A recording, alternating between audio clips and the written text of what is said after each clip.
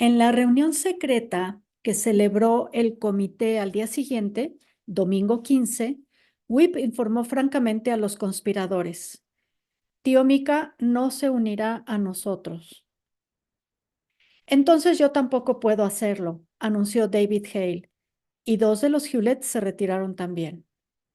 John Yanders sugirió: creo que será mejor que no intentemos forzar esta revolución. Si Mika Hale está en contra, podría inflamar la opinión pública contra nosotros. En ese caso estaríamos perdidos. Voy a suspender el gran mitin programado para mañana. Hubo un murmullo de excitación y Whip se dio cuenta de que la resolución de los conspiradores estaba mermando. Los hombres discutían en pequeños grupos cómo, después de haber dado instrucciones a Ed Hewlett sobre lo que debía decir al populacho al día siguiente, podrían ahora dar marcha atrás. Es posible que me hayan comprendido mal, dijo Whip muy tranquilo.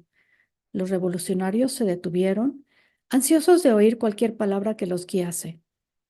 Lo que quise decir es que tío Mika no se unirá a nosotros voluntariamente, pero lo que no dije es que yo lo obligaré a hacerlo. Todo se hará como estaba planeado. Dentro de 2 días, Hawái será una república y los hombres que ahora estamos en esta habitación gobernaremos las islas, con Mika Hale como nuestro jefe ante el mundo. ¿Y cómo te propones realizar eso?, preguntó uno de los Hale. Creo que podemos conseguir que las tropas norteamericanas desembarquen mañana por la noche, inmediatamente después de nuestro meeting. Eso cumplirá 2 fines: alentará a nuestros partidarios y sembrará el pánico entre los monárquicos. Nosotros ocuparemos los edificios del gobierno, expulsaremos a la reina y el lunes por la mañana, Mika Hale tendrá que unirse a nuestra causa. ¿Estás seguro de todo eso?, inquirió uno de los temerosos Hale. Voy a empezar a redactar las proclamas ahora mismo, respondió rápidamente Whip, para que tío Mika las firme. Y quiero que me ayuden David Hale y Mika Whipple. La revolución que derrocó a la monarquía hawaiana y puso el gobierno en manos de los propietarios de plantaciones de azúcar estaba en marcha. En su palacio, la obstinada reina tembló al ver a las tropas norteamericanas de desembarco pisar tierra para invadir su territorio. Estaba dispuesta a luchar contra ellas, pero los rebeldes inmovilizaron rápidamente a las tropas que le eran leales y quedó indefensa. Una mujer terca, anacrónica, de más de 50 años, de continente majestuoso, pero totalmente ignorante de que el siglo XIX estaba tocando a su fin y se llevaba los conceptos de gobierno a los cuales se había adherido ella. Sin embargo, en los momentos de agonía de su reinado, no estuvo completamente sin apoyo, pues después de que sus tropas se desbandaron sin disparar un solo tiro, un grupo de leales voluntarios surgió de las callejas de Honolulu y avanzó para defender a su reina. En sus filas, como elemento típico de la calidad de aquella fuerza, iba el anciano Kanaka Kimo. Llevaba en sus manos un mosquete y vestía, como siempre, un pantalón roto en numerosas partes, sostenido en su cintura por una cuerda. Sus cabellos no habían sido peinados en varios días. Necesitaba afeitarse e iba descalzo. Pero igual que sus compañeros, estaba firmemente decidido a morir por su reina. Las tropas norteamericanas, armadas de rifles nuevos, vieron con asombro al grupo de valientes que avanzaba a ofrecerles batalla. Pero un oficial norteamericano corrió desarmado hacia los patriotas y exclamó: «No hay guerra, todo ha terminado. La reina abdicó». «¿Qué me dice?», gritó el que hacía de jefe de los hawaianos. «Que la reina ha abdicado», contestó el oficial, y enseguida gritó: «¿Hay alguien aquí que hable hawaiano?». Un jaole se volvió hacia Kimo y sus compañeros y dijo: ustedes, canacas. Liliculanay Pau fue a casa. Vosotros, Pau, también. Vayan a sus casas. Y de esa manera terminó la revolución. Kimo se retiró lentamente por la calle Bretaña, pasó a la de Nuanu y por fin llegó a la casa donde residía con Apiquela y la familia aquí. Se acostó inmediatamente y allí se quedó tendido, sin hablar una palabra ni reír, hasta que le llegó la muerte. El gobierno provisional, con Mika como jefe ostensible y los propietarios de plantaciones de azúcar dirigiendo detrás de él, arrasó los anacronismos del siglo XVII propuestos por la reina Liliuokalani. Cada acto del eficiente nuevo gobierno iba dirigido hacia un claro objetivo: la unión con Norteamérica. David Hale y Mika Whipple fueron enviados apresuradamente a Washington para imponer un tratado de anexión con el Senado antes que el presidente Harrison y sus republicanos abandonasen el poder el 4 de marzo, pues se sabía que el presidente electo, Cleveland, se oponía decididamente a lo ocurrido en Hawái. No tardaron en llegar a Honolulu frenéticas demandas de apoyo moral, pues los enviados especiales Hale y Whipple informaban: hay una considerable oposición a la forma en que se realizó la revolución. ¿No puede Mika Hale redactar una enérgica declaración? Su reputación intachable le dará fuerza. De lo contrario, estamos perdidos. En esas circunstancias, en febrero de 1893, Mika Hale se encerró en su despacho de la calle King y escribió para un diario de Nueva York: cualquier hombre en su sano juicio que contemple hoy estas islas tiene que reconocer que necesitan la supervisión de los Estados Unidos de Norteamérica. Los ciudadanos indígenas son, en su mayor parte, analfabetos, idólatras, comprometidos a vanas demostraciones de despliegue monárquico y enteramente incapaces de gobernarse a sí mismos. En aquellas duras pero justas palabras, el hijo de un misionero, que había cumplido ya los 71 años, resumió lo que había llevado a cabo su grupo. Pero puesto que escribía como un leal patriota, que amaba a Hawái sobre todas las cosas, no entendía lo que decía. Además, señaló una gran variedad que otros en Hawái y Norteamérica pasaban por alto. Hawái no puede permanecer ocioso y abandonado en medio del Pacífico. Las islas parecen hallarse cerca de Norteamérica, pero también están cerca de Canadá y en la ruta desde ese gran país a Nueva Zelanda y Australia. Existen numerosas razones para que Hawái llegue a ser canadiense. Las islas están también cerca de la Rusia asiática y, de no haber mediado un accidente de la historia, podrían haber pertenecido ya a esa gran potencia.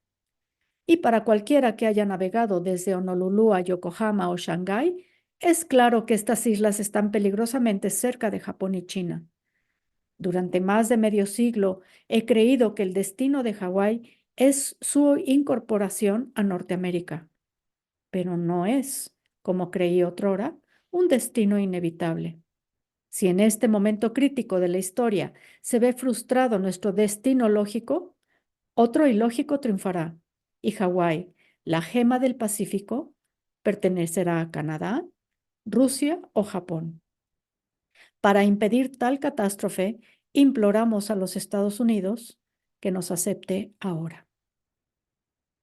Este artículo, reproducido extensamente, fue llevado de la mansión Hale por el salvaje Whip Hawksworth y entregado a uno de los barcos que esperaban en la bahía. Pero en el momento en que Mika Hale lo entregó a su sobrino, se espantó de nuevo al emplear a gente tan indigno para cumplir un propósito tan noble.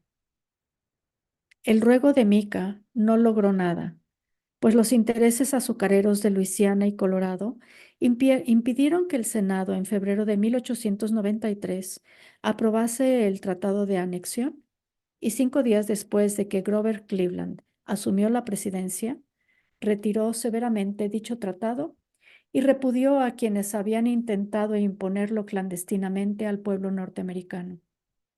Entonces llegaron a las islas noticias dolorosas. El secretario de Estado escribió: Estados Unidos no aceptará a Hawái en las condiciones en que ha sido ofrecido dicho archipiélago. Eso obraría en detrimento de nuestro prestigio internacional, pues significaría endosar con nuestro aval una trama egoísta y deshonrosa de un grupo de aventureros. Me opongo a ocupar esas islas por la fuerza y el fraude, pues existe todavía eso que llamamos moralidad internacional. El presidente Cleveland era de idéntica opinión y envió personalmente un investigador a Honolulu para que indagase el papel que había jugado Norteamérica en aquella revolución. Y por una de las jugarretas de la historia el investigador resultó ser un demócrata de Georgia y miembro de una familia que antaño había tenido esclavos. Cuando llegó a Hawái, la noticia preliminar de tal nombramiento, el comité de 9 temió que informara contra ellos, pero cuando se reveló que era un antiguo dueño de esclavos, todos suspiraron aliviados. Como buen meridional comprenderá nuestros problemas, dijo John, y todos estuvieron de acuerdo. Pero Whip Hawksworth, meditando cuidadosamente la cuestión, opinó: es posible que estemos abocados a grandes dificultades, puesto que ese investigador de Cleveland es oriundo de Georgia, probablemente desprecia a los negros. Claro que sí, asintió Yanders, y por eso descubrirá inmediatamente el verdadero carácter de estos hawaianos. Lo dudo, advirtió Whip. Admitamos que odia a los negros. Como ser humano sensible, tratará de compensar y demostrar que no odia a las personas que no son negras, pero que tienen la piel oscura. ¿Y por qué ha de hacer eso?, preguntó Yanders. No me preguntes por qué, respondió Whip, pero ya verás. Y cuando llegó el investigador, hizo exactamente lo que Whip había anticipado. Por odiar a los negros en Georgia, tenían que gustarle los hawaianos en el extranjero, y aquello permitió al norteamericano, al georgiano, comprender la revolución mejor que cualquier otro norteamericano en aquellos momentos. Habló principalmente con hawaianos. Se deslumbró ante la idea de hablar directamente con la reina. Se convirtió en un ardiente monárquico y ocultó declaraciones y pruebas presentadas por los blancos. Su informe al presidente Cleveland fue una aplastante repulsa contra los propietarios de las plantaciones de azúcar. Estos, según descubrió, habían conspirado con el ministro de los Estados Unidos para derrocar a un gobierno legalmente constituido. Se habían conchavado con el comandante de un barco norteamericano. Habían dispuesto a la reina contra la voluntad del pueblo hawaiano. Y todo eso movidos por sus intereses personales. Era su opinión que la reina Liliuokalani, una mujer virtuosa, debía ser llevada nuevamente al trono. Ese informe provocó tal tormenta en Washington que David Hale y Micah Whipple comprendieron que no había esperanza alguna de obligar a los Estados Unidos a aceptar a Hawái y regresaron a Honolulu con una sombría predicción. Jamás seremos parte de Norteamérica mientras Grover Cleveland sea presidente. Su secretario de Estado se está preguntando si el gran ultraje se ha hecho a un Estado débil por medio de un abuso de autoridad de los Estados Unidos. No debería ser corregido restaurando la monarquía en Hawái. Hasta se habla de llevar nuevamente al trono de las islas a la reina por la fuerza de las armas norteamericanas. ¿Y qué nos ocurriría?, preguntaron varios miembros del comité. Puesto que ustedes son ciudadanos norteamericanos, explicó un funcionario consular, serían arrestados, llevados a Washington y procesados por conspirar para derrocar al gobierno de una potencia amiga.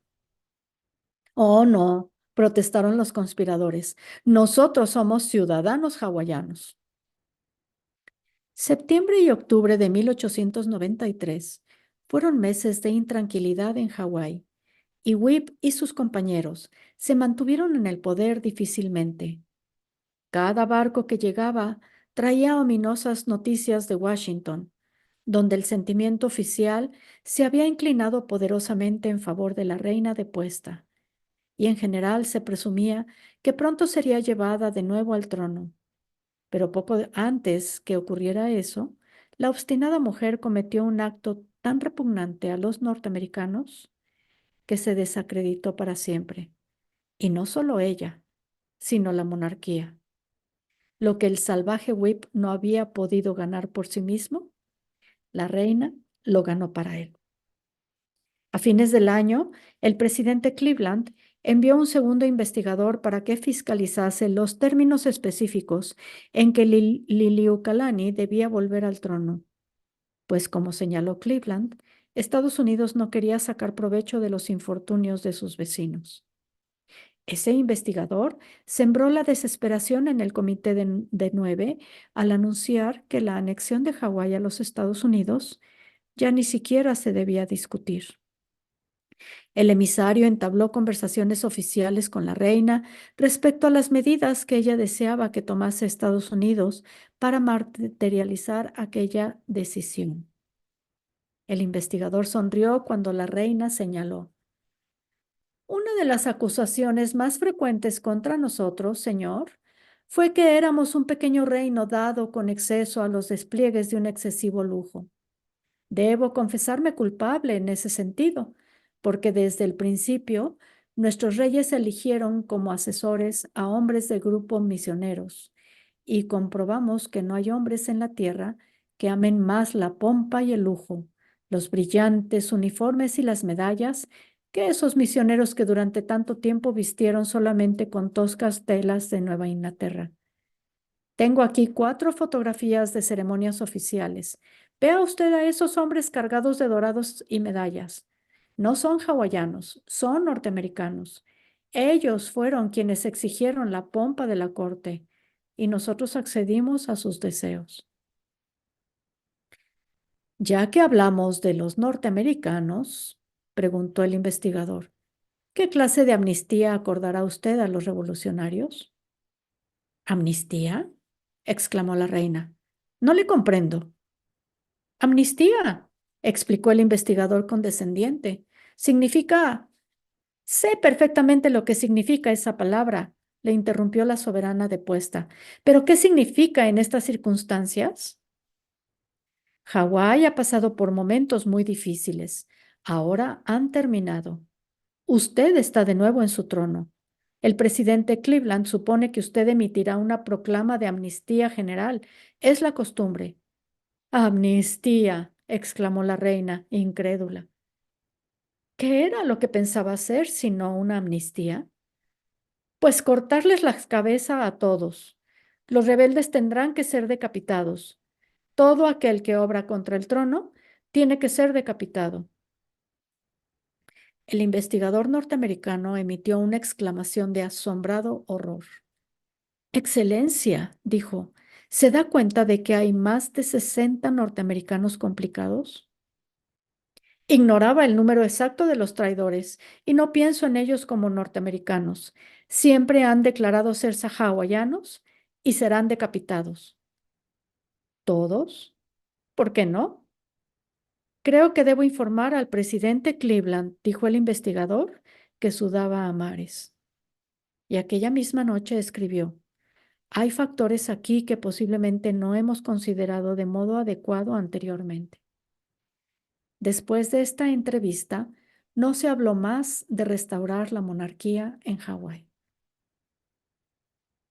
Cuando finalizaba el año 1893, era evidente que los Estados Unidos no aceptarían a Hawái en vista del carácter nada limpio de los hombres que habían encabezado la revolución, ni restauraría la monarquía, que amenazaba decapitar a más de 60 ciudadanos norteamericanos.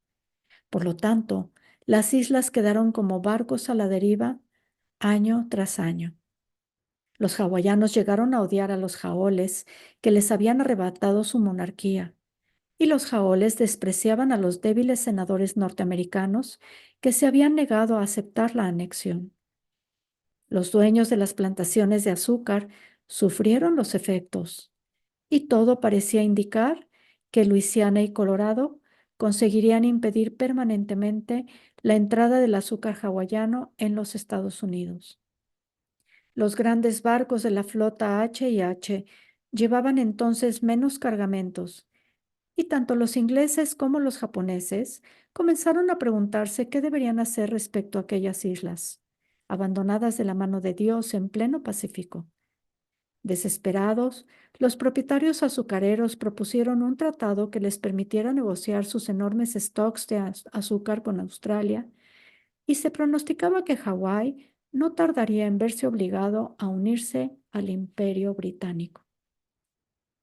En esa crisis, Mika Hale salvó a su país adoptivo. Años antes, en Lahaina, su padre misionero le había mantenido encerrado en aquel jardín amurallado, donde el niño no había hecho otra cosa que estudiar historia, la Biblia y aprender el fiero sentido de la rectitud que animaba a su padre. Lo primero que hizo Mika Hale ahora fue privar a Whip Hawksworth de todo contacto con el gobierno. Después insistió en que fuesen aprobadas leyes de moral y responsabilidad fiscal. Pero sobre todo, como un verdadero misionero, escribió. Para los diarios, escribió justificaciones en favor de su gobierno. Para las revistas, explicó por qué la revolución hawaiana, que él no había deseado, era similar a los levantamientos que habían llevado a Guillermo y María al trono de Inglaterra. A los senadores republicanos les escribió extensamente, proporcionándoles municiones para ser disparadas contra los demócratas, y a amigos olvidados de los Estados Unidos envió inspiradas cartas rogándoles que aceptasen a Hawái. Vivió exclusivamente para el propósito de que las islas pasasen a ser parte de los Estados Unidos, y su pluma fue la única arma verdadera que les quedaba a los isleños. No fue un gobierno liberal el formado por Mika. Cuando se reunieron los hombres acaudalados que debían redactar la nueva constitución, les dijo: su tarea es construir un Estado cristiano en el cual solo hombres responsables de buena reputación, de sólidos bienes materiales, tengan autorización para gobernar. Y en efecto, cada vez que ello fue posible, se otorgaron ventajas a los dueños de las plantaciones, pues de ellos dependía el bienestar de las islas. En una cosa se mostró inflexible: ningún oriental debía tener derecho al voto o a participar en forma alguna del gobierno. Han sido traídos a estas islas para trabajar en las plantaciones, y al terminar sus contratos se comprendía que debían regresar a su país. En ningún momento hubo la intención de que se afincasen aquí permanentemente, y si lo hacían, no había lugar para ellos en nuestra vida pública. Por lo tanto, a sugerencia suya, se exigieron para el derecho al voto pruebas de cultura hábilmente ideadas que ningún chino o japonés, aunque fuera acaudalado, podía pasar con éxito. En muchos sentidos, el gobierno de Mika Hale fue demasiado liberal para los magnates del azúcar que le habían llevado al poder, y había numerosos Hale y Whipple y Hewlett entre el grupo misionero que se opuso a su radical liberalismo, mientras los Yanders y Hawksworth le consideraron demente por sus principios republicanos inspirados en Francia. Porque una vez que el derecho al voto fue limitado a los acaudalados, Mika se mostró indulgente y justo en todas las otras cuestiones. Insistió en el proceso oral, el derecho de habeas corpus, la libertad de cultos y demás características de una democracia anglosajona. Pero cuando en las últimas etapas de la Convención Constitucional se le preguntó: ¿qué clase de gobierno está instituyendo usted aquí?, respondió rápidamente: uno que irá haciendo tiempo decentemente hasta que los Estados Unidos nos acepten. Jamás se apartó de ese gran principio básico. Un hombre de menos talla moral que él quizás se hubiera dejado tentar por el poder, pero este austero estadista, no. En los 5 años que siguieron a la Revolución de 1893, aquel ministro religioso jamás dejó pasar un día sin caer de rodillas para orar. Dios Todopoderoso, haz que triunfen nuestros planes, haz que lleguemos a ser parte de Norteamérica. En 1895 estalló una revolución armada contra su gobierno, la que sofocó con inflexible fuerza. Luego hizo arrestar a la reina Liliuokalani por su complicidad en el movimiento. Cuando algunos hombres de carácter débil le aconsejaron cautela en su trato hacia la obcecada reina, Mika les contestó: será procesada por traición a esta república. Y cuando un jurado que obedecía a las influencias azucareras la declaró culpable, él la hizo encarcelar. Fue confinada en una habitación del piso alto del palacio y si bien aquella prisión fue rigurosamente vigilada, en ningún momento resultó desagradable desde el punto de vista físico. Y antes de que pasara mucho tiempo, los monárquicos hicieron circular una canción escrita por la reina que recorrió todo el archipiélago y el mundo entero. Uno de los misioneros dijo sobre ella: mientras estuvo libre, la reina nunca hizo nada por su pueblo, pero cuando se encontró confinada, expresó su alma.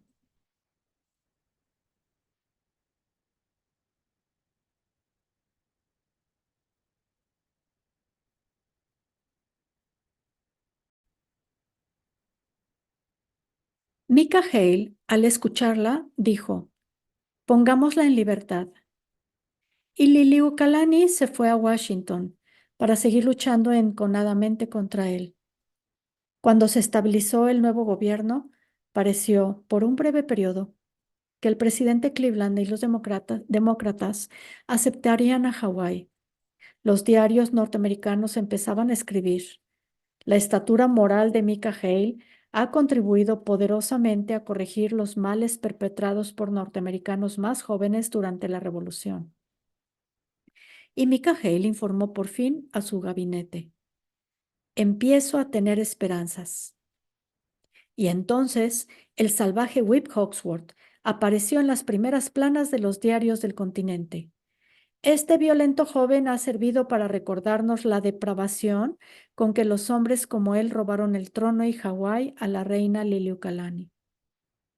Y volvieron a evaporarse las esperanzas de anexión. El motivo de aquellos comentarios fue una orgía de 3 días en un burdel chino de Wiley. Whip había ido allí a ver a una muchacha que acababa de llegar en un barco procedente de Valparaíso y se estaba divirtiendo en grande cuando uno de los marineros del buque se presentó para reclamar que la joven le pertenecía por derecho de adquisición. Se produjo una espantosa pelea en la cual el marinero fue duramente castigado a puñetazos y patadas, casi todas en la cara. Una vez recuperado de la paliza, volvió al burdel con 2 amigos armados de cuchillos, con los cuales comenzaron a lanzar puñaladas a Whip, pero la muchacha se puso de parte del tempestuoso joven y rompió un banco en la cabeza del primer marinero, quien, ya debilitado por los golpes recibidos anteriormente, se desmayó. Y Whip procedió a propinarle salvajes puntapiés en la cabeza, hasta tal punto que el hombre quedó moribundo. Whip no fue arrestado, naturalmente, porque había testigos de que se había defendido contra 3 hombres armados y tenía 2 heridas para probar que le habían atacado con sus cuchillos. Pero el marinero herido era un hombre terco y no bien salió del hospital, compró un revólver y esperó a Whip en un bar de la calle Hotel y le disparó un tiro que lo hirió en el hombro izquierdo. Fue la noticia de ese último incidente la que llegó a los Estados Unidos, y esto echó a perder una gran parte de lo que Mika Hale estaba consiguiendo. Pero en lo referente a Hawái, todavía iba a producirse algo peor, porque el salvaje Whip se casó y ello resultó casi insoportable, pues la muchacha era May Forbes. Se trataba de una hermosa chica de 20 años, de larga cabellera negra, delicioso cuerpo y un cutis inmaculado. Poseía una dulce voz y una reputación intachable, pues su padre, que apreciaba la belleza de la hija, la había educado con extraordinario cuidado. El casamiento fue tan repugnante para Hawái que hizo olvidar todo el comportamiento anterior de Whip, puesto que May Forbes descendía de una curiosa mezcla de sangres. Su abuela había sido la hija de uno de los matrimonios Ali de la isla Maui y su abuelo, Josiah Forbes, hombre de gran energía, oriundo de Bristol, Inglaterra, había hecho una pequeña fortuna con la elaboración de azúcar. Posteriormente, casó con su novia hawaiana, una hermosa y digna mujer, y tuvieron una hija, terca, voluntariosa, dada a hacer siempre su voluntad. A la edad de 19 años, se casó con un campesino chino llamado Ching, por lo cual su hija, que llevaba el nombre de May Forbes, se llamaba en realidad Ching Lan Xin. Y su casamiento con Whip Hawksworth fue el primer ejemplo de una mujer oriental o mestiza de oriental casada con un miembro de una de las grandes familias de Hawái. En consecuencia, Whip fue proscrito. Aunque su comportamiento había perjudicado evidentemente a Hawái, es probable que le hubiera permitido quedarse en las islas de no mediar una reyerta con los hermanos Hewlett. En una discusión sobre los trabajadores de las plantaciones, Whip dijo: Desde hace 11 años he dejado siempre en libertad a mis peones. Si quieren irse, se van. Los alimento bien, los trato con justicia, y ellos me pagan elaborando más azúcar que los que otras plantaciones. Esa, y no la de ustedes, es la manera de tratar a los trabajadores. Uno de los muchachos Hewlett, ofendido por lo que implicaban aquellas palabras, dijo: Hay otra cosa que también haces con ellos, Whip. Duermes con sus mujeres. Como un torbellino, el salvaje Whip se lanzó contra los Hewlett y seguramente habría lastimado al que le insultó de no haberle sujetado a algunos de los otros miembros del comité. Aquella noche, Micah Hale llamó a Whip a su despacho y le dijo sin rodeos: Tienes que abandonar las islas, Whip. ¿Cómo?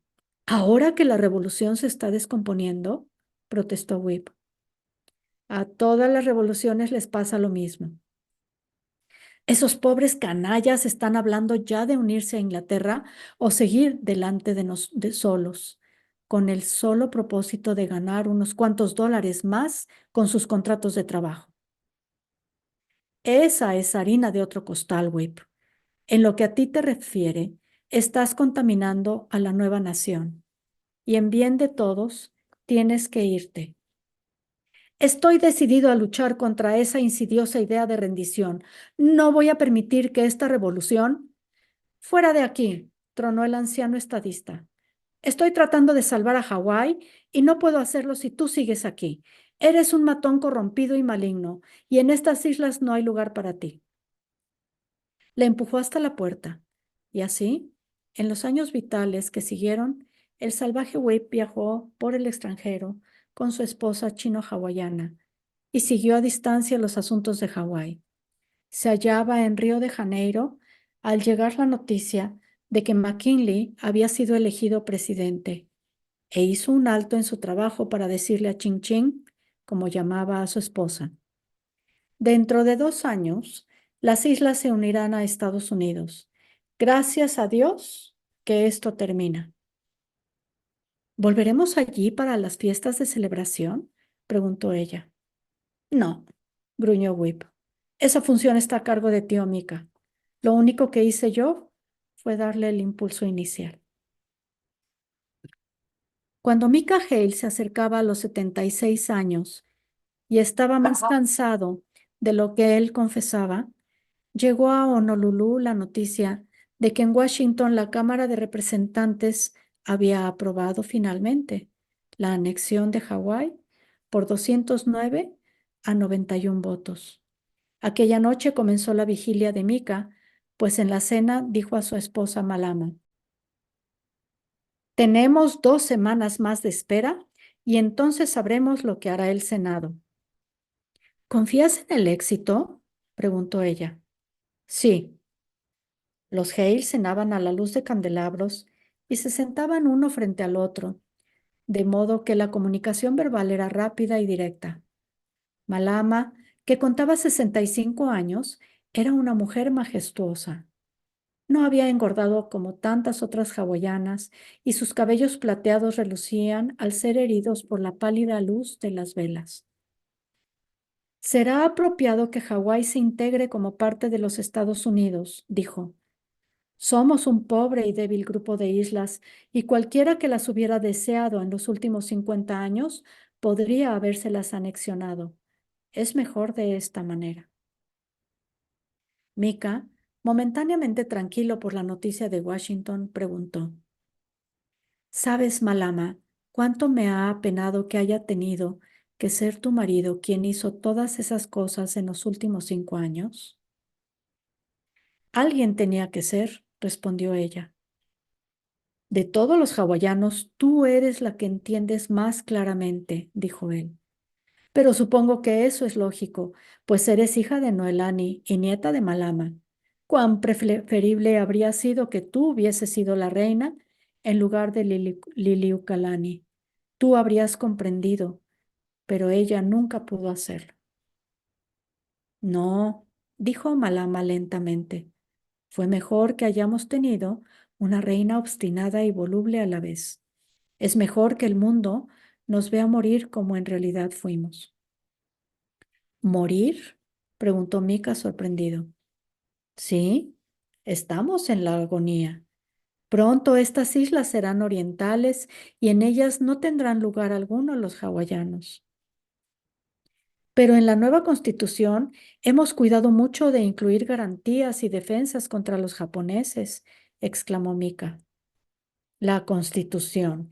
Eso es solo un papel, Mika. No, los hawaianos serán protegidos. Anteriormente teníamos una constitución que, según se suponía, nos prestaba protección, replicó Malama, pero no impidió que los ladrones, dueños de las plantaciones, nos robasen nuestras tierras y finalmente nuestro país. Malama, exclamó Mika consternado. ¿Quieres decir que solo la avaricia fue el propósito de esta revolución?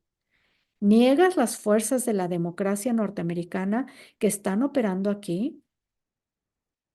Lo único que veo es que cuando nuestros campos eran áridos, nadie los quería, pero ahora que están colmados de azúcar, todos los quieren. ¿A qué otra conclusión puedo llegar? No digas eso, querida, protestó Mika mientras se levantaba y rodeaba la mesa para acercarse a ella. Prefiero que no me toques ahora, Mika, dijo Malama sin amargura. ¿Qué crees que he sentido cuando me encontré con mis amistades hawaianas y me dijeron: ¿cómo ha podido Mika Hale escribir todo eso que ha escrito sobre nosotros? ¿A qué se referían? Preguntó él mientras volvía desconsolado a su silla. Jamás he escrito nada sobre ti. Sorprendido, vio que Malama sacaba de un bolsillo un recorte de diario que leyó con profunda pena. Los ciudadanos indígenas son, en su mayor parte, analfabetos, idólatras, comprometidos a vanas demostraciones de despliegue monárquico y enteramente incapaces de gobernarse a sí mismos. ¡Qué palabras tan abominables! Pero no se referían a ti, protestó él. Escribí eso para ayudar a que las islas formasen parte de Norteamérica. Si te he ofendido involuntariamente, no sabes cuánto lo siento. Mika estaba aturdido ante la actitud adoptada por su esposa y pensó varias explicaciones que podrían describir las alternativas a las cuales había tenido que hacer frente. Pero cuando alzó los ojos para mirar a Malama y vio su rostro acusador, se dio cuenta de que serían inútiles. Por lo tanto, dijo: no sabes cuánto siento si te he ofendido involuntariamente. Y yo siento también haber suscitado este tema desagradable en esta noche de triunfo para ti, respondió ella. Se levantó majestuosamente y salió del comedor. Mika se dirigió a su despacho, donde redactó una extensa y apasionada carta a sus representantes en Washington. Tienen que ver a todos los senadores cuando menos una vez por día y decirles que el destino manifiesto de Norteamérica no es sino extender la gracia de Dios a estas islas. No podemos esperar mucho más, pues los japoneses e ingleses empiezan ya a realizar movimientos desagradables y toda demora constituye un verdadero suicidio. Ruéguenles, no dejen argumento alguno al azar. Y si los senadores de Luisiana y Colorado emplean armas innobles, defiéndase con iguales armas. Tenemos que conseguir que estas islas sean norteamericanas en la actual sesión del Senado. Señores, en sus manos entrego la suerte de Hawái.